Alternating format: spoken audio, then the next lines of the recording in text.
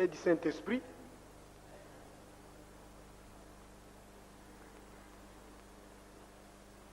Je voudrais d'abord commencer par remercier au nom du Centre de culture négro-africaine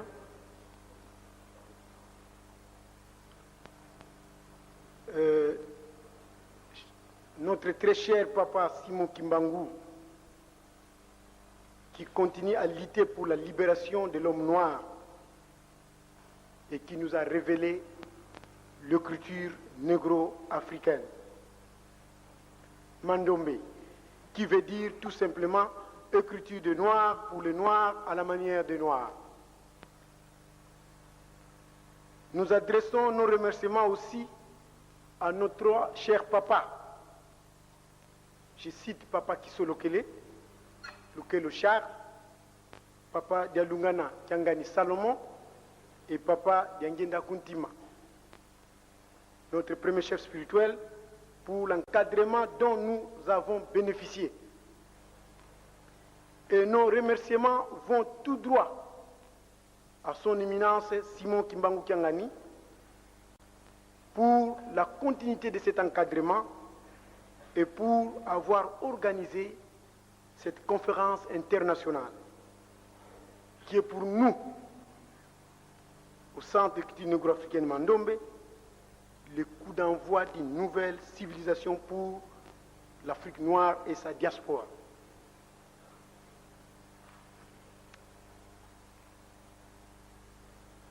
De cette occasion, nous déclarons à l'Assemblée ici présente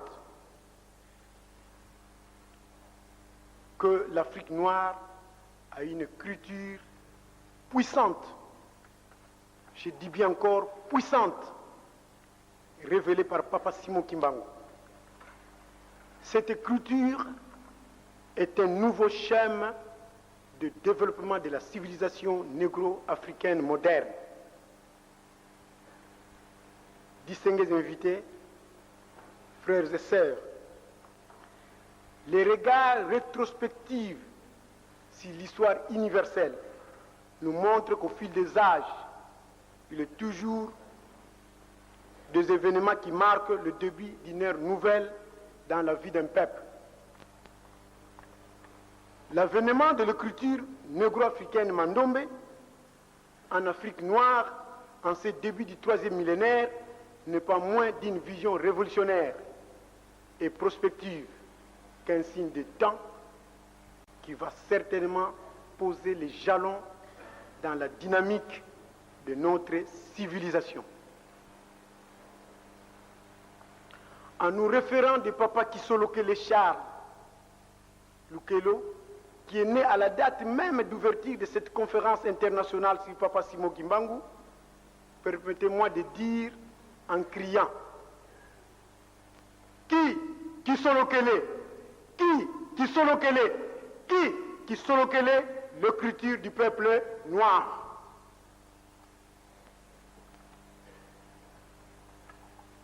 L'écriture négro-africaine Mandombe découle d'une révélation que nous avons eue de Papa Simon Kimbangu et qui s'est concrétisée par le fait que nous avons vécu au cours de notre voyage de Kinshasa en Kamba. Notre témoignage s'articule autour de 3 volets, à savoir, premièrement, nous allons vous parler de la révélation. Deuxièmement, nous allons vous parler de la découverte de cette écriture. Et troisièmement, nous allons vous parler des implications de cette écriture dans la science. Parce que nous avons découvert maintenant la technologie africaine à partir de cette écriture. Personne ne peut dire aujourd'hui le contraire. L'homme noir ou l'Afrique noire et sa diaspora a sa technologie. J'ai été plusieurs fois invité à l'INIKIN, à la faculté de Polytechnique, à la faculté de Sciences, à la faculté de Droit, à la faculté de Lettres. Le professeur ne cesse de témoigner que M. Wabelade, vous avez trouvé une science pour l'homme noir.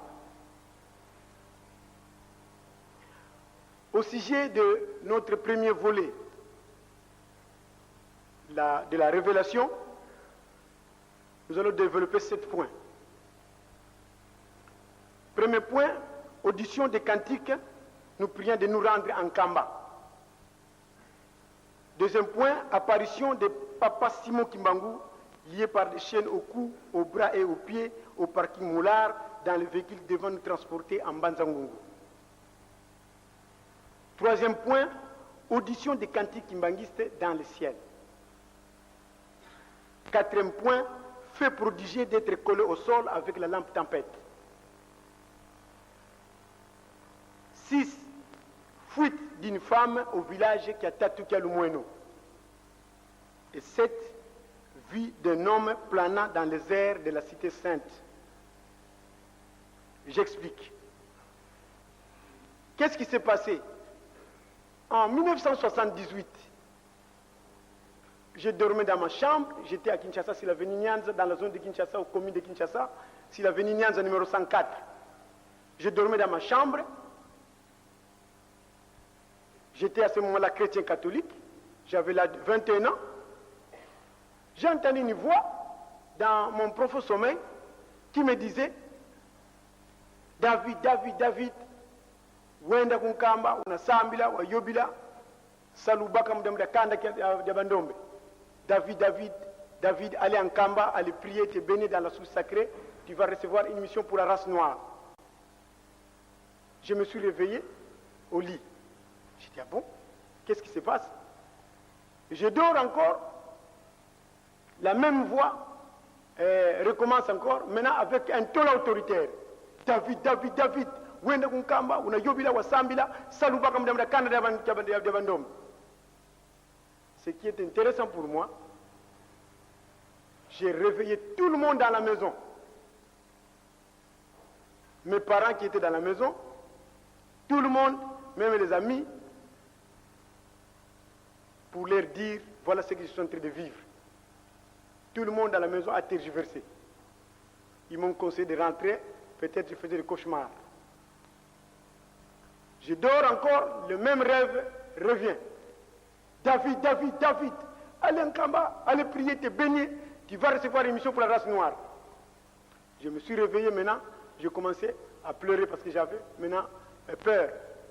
Puis après, les gens de la parcelle, les locataires, se sont réveillés et nous étions décidés, les jours suivants, d'aller en Kamba. Audition, apparition de Papa Simon Kimbangu lié par des chaînes au cou, aux bras et aux pieds au parking Mollard dans le véhicule devant nous transporter en Banzangungu. Qu'est-ce qui s'est passé? Quand nous sommes arrivés au parking Mollard, nous avons pris place à bord d'une camionnette. Et on attendait que les autres clients viennent remplir le véhicule. À notre grande surprise, ma tante qui m'avait accompagné et la femme de mon oncle voit assis à ma gauche Papa Simon Kimbangu, lié par des chaînes au cou, aux bras et aux pieds. Ils n'ont pas pu supporter sa présence et ils ont crié, tout en fouillant le véhicule, en sortant rapidement du véhicule. Et ça a créé panique au niveau du parking Mollard et le chauffeur nous a demandé de rentrer à la maison. Nous n'avons plus voyagé ce jour-là, nous étions rentrés à la maison. Audition des cantiques kimbanguistes. Lorsque nous sommes arrivés en Banzangungu, parce que le jour suivant nous avons voyagé par train, notre chef de famille s'oppose. Il dit, nous ne sommes pas des kimbanguistes. Comment toi tu vas faire un rêve, on t'appelle en Kamba, nous sommes des catholiques. Moi je dis, mais j'ai fait un rêve. J'explique, l'oncle dit, non, non, non, si c'est comme ça, nous allons d'abord trouver le voyant. Et c'est comme ça, il était décidé que le jour suivant, on devait rentrer à Kinshasa, rencontrer le voyant pour qu'on dise qu'est-ce qui se passe. Eh bien, à 4 h du matin, j'ai réveillé les enfants de mon oncle. J'ai demandé à mes cousins de m'accompagner en Kamba. C'est ainsi, mes cousins m'avaient accompagné en Kamba.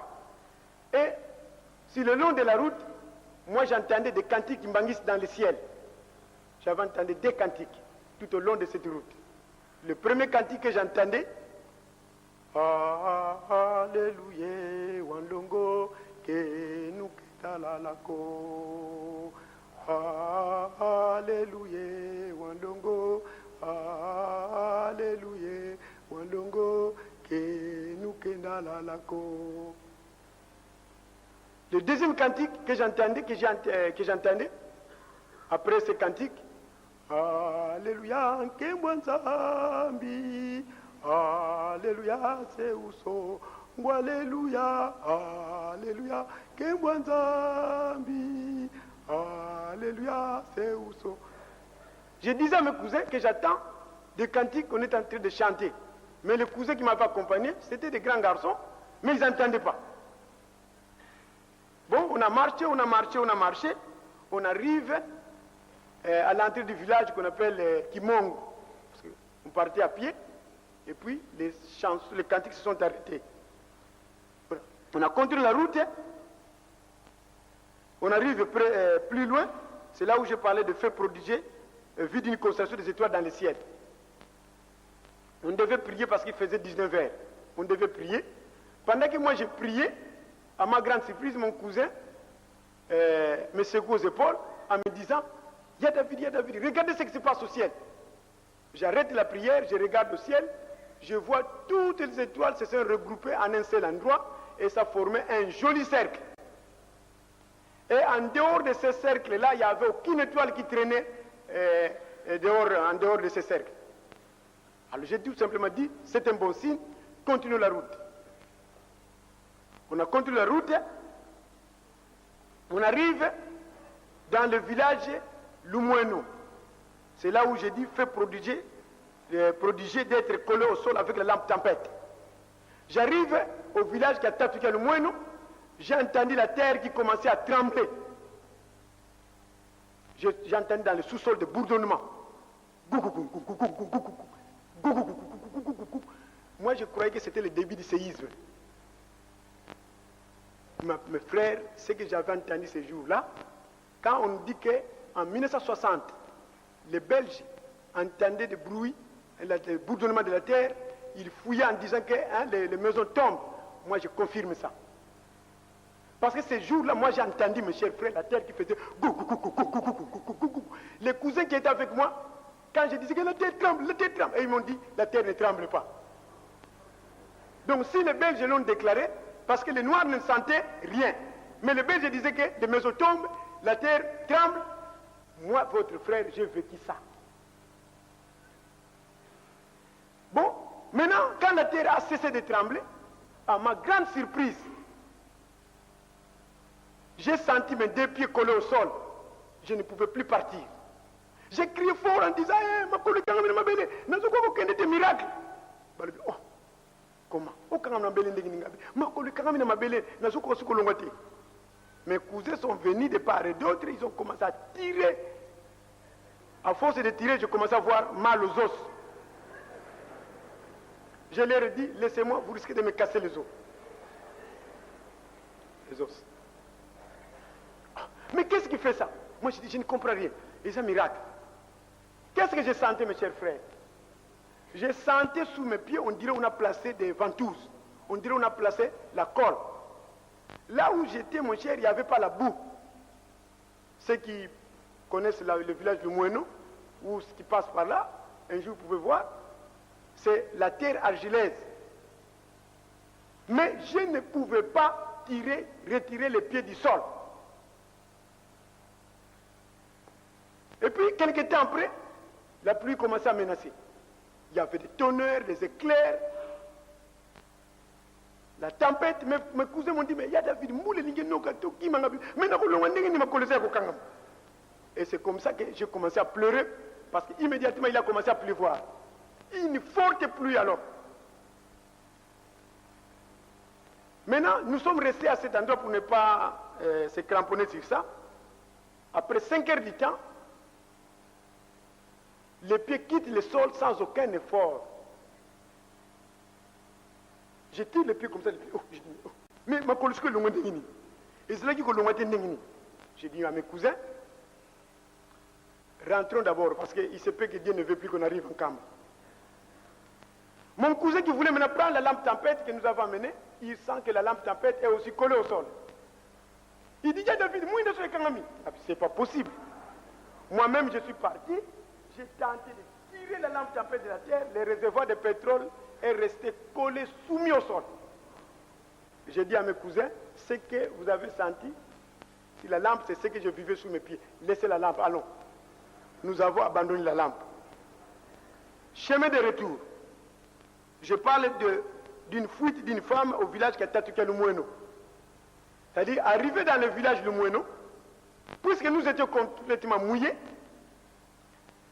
les gens de ce village qui nous ont vu traverser le village, tous mouillés, sont venus nous voir, nous demander, mais pourquoi vous êtes mouillés comme ça? Et nous leur avons dit, nous venons de vivre un grand miracle dans votre contrée. Moi, je suis resté collé au sol, et la lampe tempête est restée collée au sol. On est même découragé. Nous rentrons pour aller expliquer ça. Qui m'a ponanine? Elle a répondu, faites sortir cet homme du village, faites sortir cet homme du village. Puis après, il y a eu beaucoup de choses, mais on m'a conseillé de continuer la route, de ne plus rentrer, de ne pas rentrer en Bazangou, d'arriver plutôt en Kamba. Puis on avait fait demi-tour. Vue d'un homme planant dans les airs de la cité sainte d'Nkamba. Qu'est-ce qui s'est passé ce jour-là?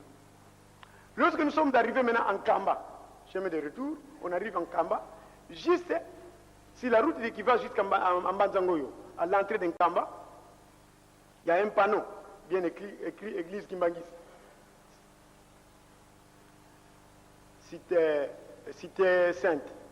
On arrive à cet endroit, il y a un village en face. C'est là où nous sortons.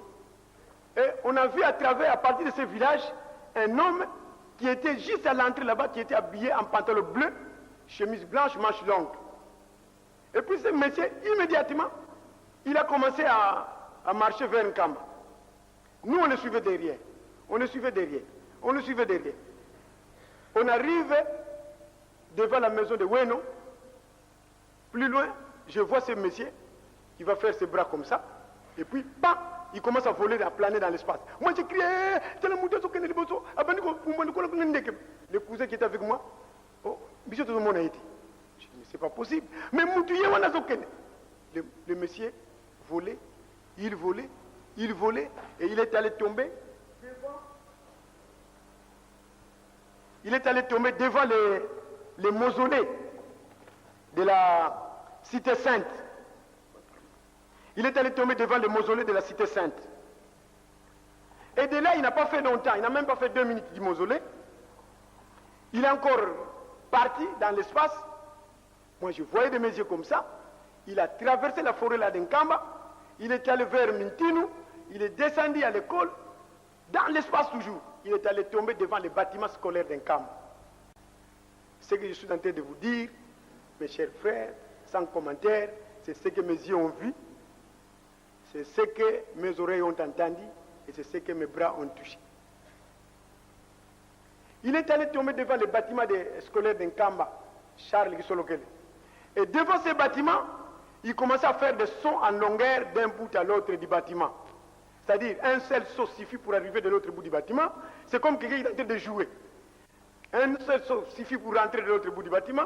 Et puis, il faisait ça plusieurs fois.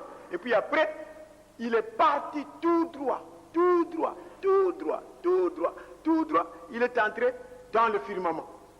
De mes yeux comme ça, c'était un noir. Je n'avais pas vu sa figure, parce qu'il était à distance. Mais je vous dis, mes frères, c'était un noir. Et à partir de ce jour-là, j'ai l'espoir que la victoire est certaine.